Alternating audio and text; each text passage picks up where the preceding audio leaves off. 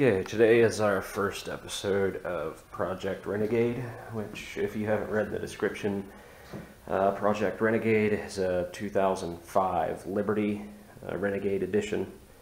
We've actually had this for quite a few years now, but now that we have the new Wrangler, which you notice isn't here because it's at the body shop because of an accident. Yeah, brand new car and it's already had an accident. So we don't really have any parts ordered for this yet, so we're going to start with actually replacing these rock sliders or rock rails, whatever you want to call them. Well, not replace, we're going to take them off and grind them down and repaint them. As you see, we used to own a sound company, but we're going to take all the stickers off, and there's plenty of stickers.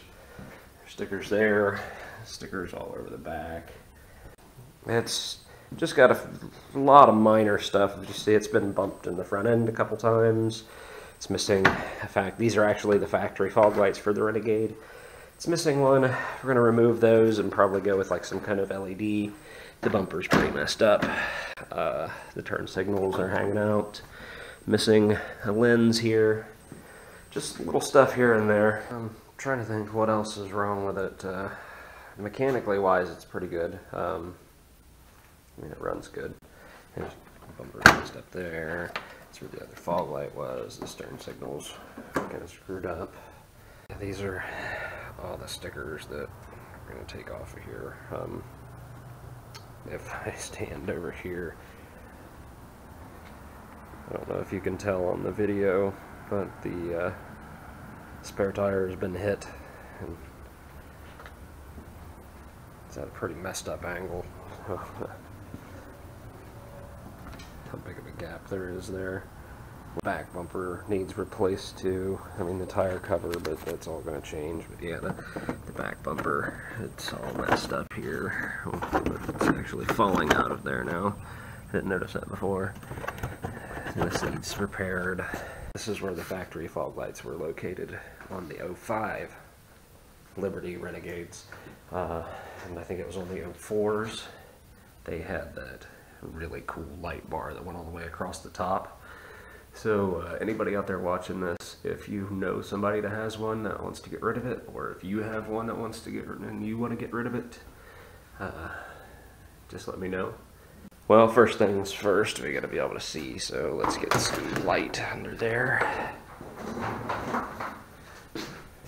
Get the cord out. Oh, throw that under there. And let's see, what tools are we gonna need? Need a ratchet. And I'm pretty sure it's a 13mm. Let's get a little magnetic bowl for the bolts. Well, actually, let's get under here and look, and then I'll get you set up on a tripod so you can see here. Oh. As you can see, they're kind of rusty there. But, yeah, there we go. We have the 3 bolts there, then 3 bolts there. This thing should come off. That's surprisingly loose. It probably helps that I actually sprayed all of these down yesterday with a little bit of PB Blaster and let it soak in overnight so I wouldn't have to mess with anything. Being stuck.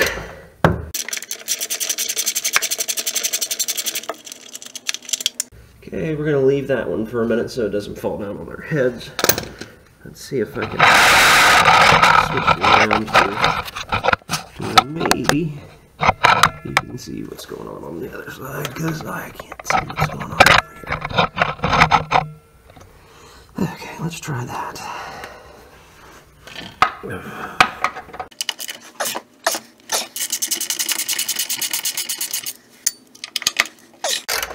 Like I said, there's not really anything wrong with this. It's just a little old and it's starting to show its age, I guess. I mean, it's a 2005, so excuse me. The only things it really needs is just little touch-ups here and there. It needs universal joints pretty bad. I think it needs a motor mount. It seems to be making a little bit of noise.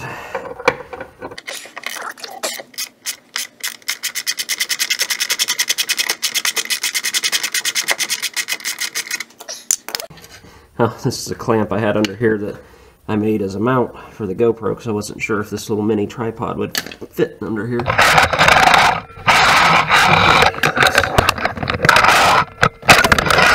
Shaking goes around and make you sick. Let's take this last bolt out and see if this thing will fall on our head.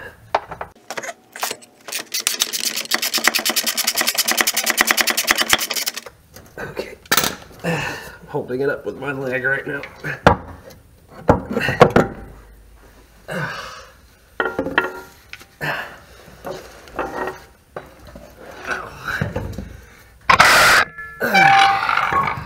Set that out there, yeah. Alright, hopefully I got you guys where you can see. There's these little rubber kind of plastic caps on the ends of these that we are going to attempt to take off. It shouldn't be too hard. Just using that chisel on the rubber mallet. Oh, I guess that was easy. Now we'll just do the same thing on the other side. Alright, we're going to try to do something else for you here if I can do it one-handed. We're going to stand this thing up and shake you around a little bit again. Stand this thing up.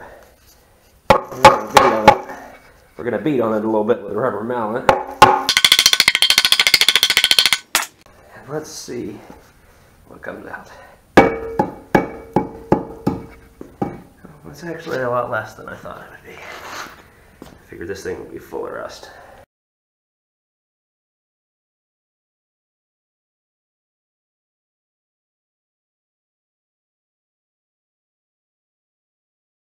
What we're going to do is we're going to grind these down to bare metal and reprime them, repaint them.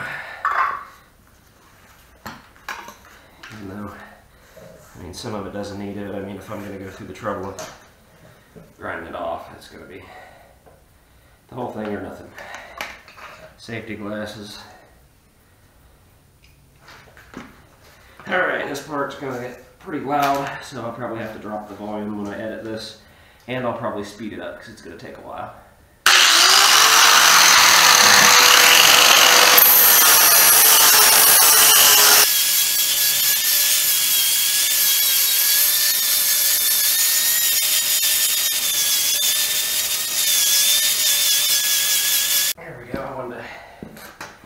Give you guys a good view of one of the rusty spots here. What this used to be, there used to be a small little rubber plug, I'm guessing, in here to drain just in case there was some water that got inside, moisture and stuff, and apparently that has fallen out a long time ago, and you see what happened. So here we go.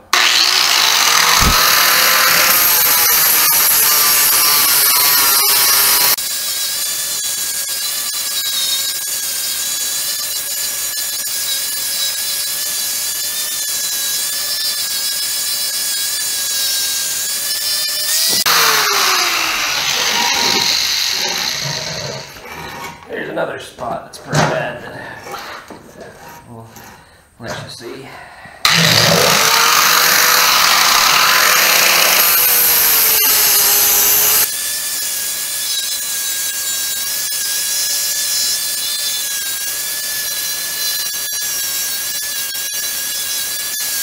And by the magic of YouTube, there they are. Both of them are completely finished and ground down. The next step for me is going to be, let me see if I can find it here, and I will show you. Sorry, it's probably dark back here. Here we go. Is this rust encapsulator stuff here. I'm going to spray that on because there's some spots that I couldn't actually get ground completely flat. Like you can see here, I don't know if you can see here, but you can see how pitted that is. And if I was to try to get that ground down completely flat, then I would lose most of my metal. So anyway, I'm going to use some rust encapsulator to try to stop that rust from coming back. And then, let's see here. I know it's back in here somewhere. Yeah, there we go. We've got some filler and sanding primer. So I will go over top of that with that, so it'll actually try to fill in a couple of those pits and stuff. Then we'll give them a quick sand, and then I'm going to hold the paint code of the Jeep, and I'm going to get a couple aerosol cans made up, and I'm just going to spray paint them. So I was just going to stand them up on the floor, and they kept falling over, so I have a fix for this. Oh, hopefully a fix for this. It's going to involve that, some wood, some washers and screws.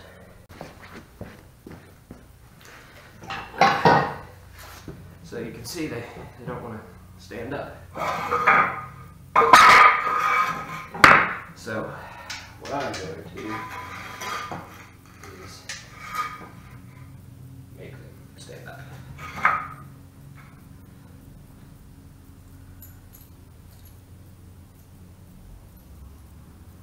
Hopefully make them stand up.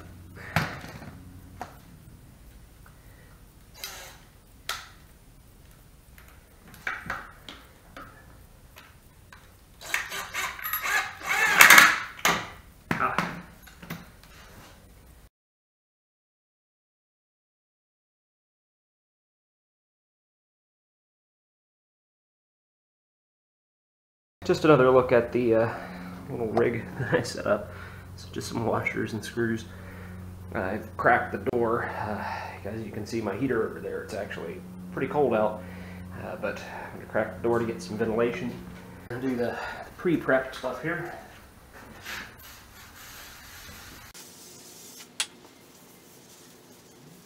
Funny thing is, it smells just like brake part cleaner, so it's the same thing, just bottled different.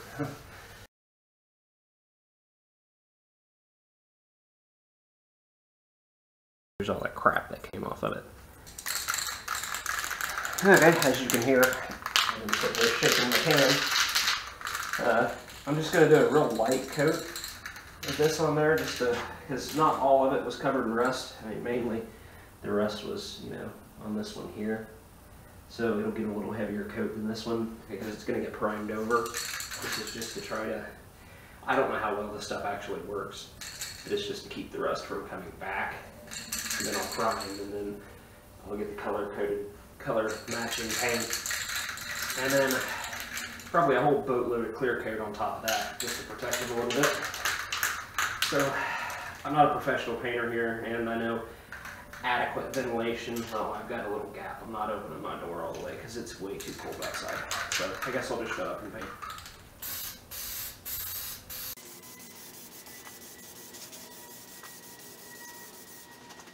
It does have a different smell than regular spray paint.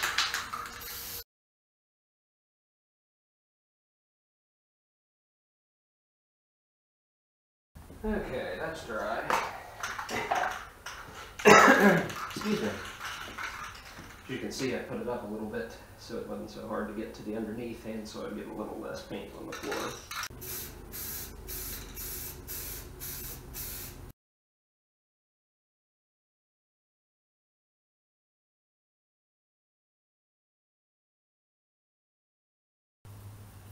Alright, we're going to go ahead and give it another coat of primer and get the brackets that we didn't get last time. Those have dried overnight, and I mean, it filled in a lot of the divots pretty well. I mean, you can still see where it's still pretty sloppy there. So what I'm going to do is I'm going to sand it down and give it another coat or two. I went and picked up another can. I'm not trying to get them perfect, but since I don't have anything else to do, I might as well just fiddle around and waste my time on this. So what we're going to do is we're going to come up here and get the sandpaper holder. No idea what that was. Let's see here. I'm going to sit here and sand on these for a little while. I guess I'll start on this one over here because this is the one that's got most of the damage on it. But as everything else, I'll probably just speed this up.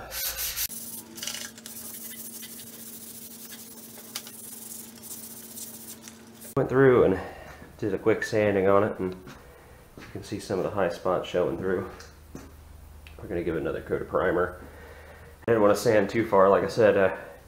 Sand it down just to where that black rust encapsulator started showing again, and then we're just going to try to fill a little more on top of that. I'll set you up over here, and we'll put another coat on.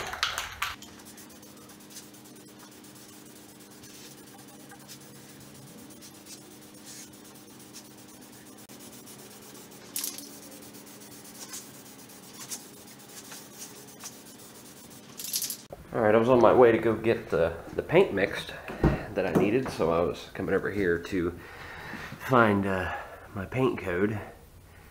And let's see if I can find it again. Yeah, the paint code here is PS2.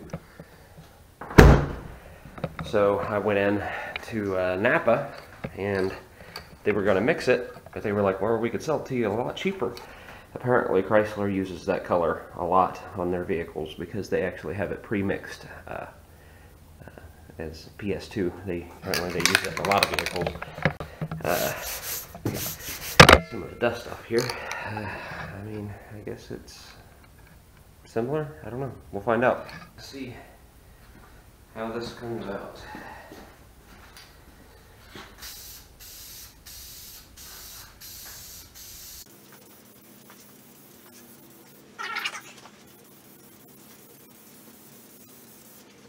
Well, here they are painted. I haven't put clear on them yet. That's going to be the next step that I'm getting ready to do. I don't think they came out too bad. They seem to be a lot brighter color than the Renegade itself. But then again, the Renegade's 10 years old, so maybe it's faded. I don't know if you can tell in the video. You can tell the difference in the color. Once we get them bolted on, we'll really tell. Maybe we're going to go spray some clear on it and see what happens.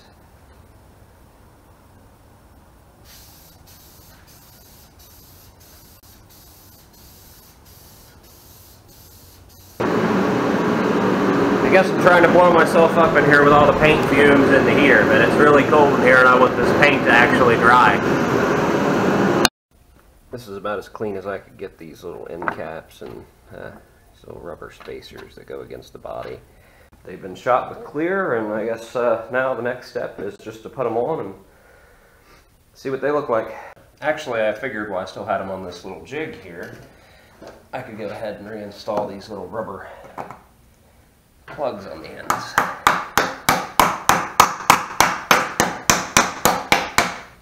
That way I wouldn't have to fight with them up underneath the Jeep.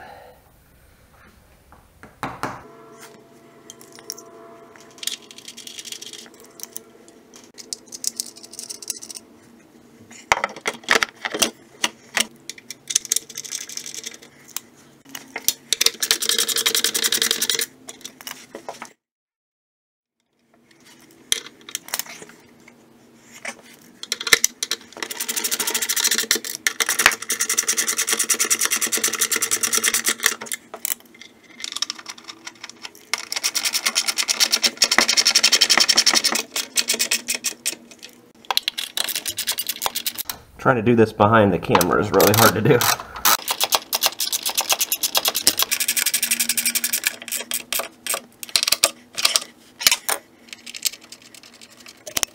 And there we go. Back on there. I wiped off just this little bottom section just to see if the paint would match, and I mean it's close. You can definitely tell it's a different shade, but it's close. Like I said, I wiped all this off down here to to kind of see if it would match. Let's see if I can show you the other side that I didn't clean off and see how, better grab a light. See how unmatched it could be. It's with it uncleaned. Well, I guess it's, at least on my camera screen, it looks close. I don't know what it'll look like once I actually get it on the computer. Well, I guess that about wraps it up for episode 1 of Project Renegade. Hopefully here soon we'll have episode 2 coming up. I'm just waiting on different parts here and there, coming from here and there. So once they get here, we'll be able to start in on episode 2. So if you like this, give us a thumbs up or comment, and don't forget to subscribe.